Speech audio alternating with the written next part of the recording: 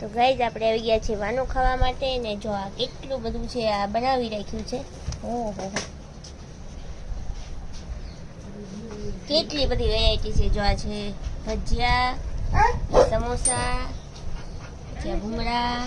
પાપડ બનાવેલા ઘરે આપણે રેડીમેડ પાપડ આખાનું શાક છે ઢોકળા પતંગિયા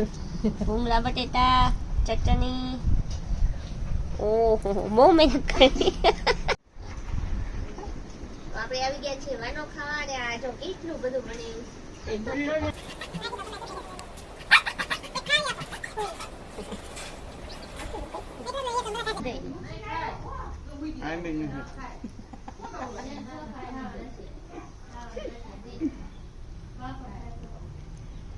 મટાડવાની કઈ દવા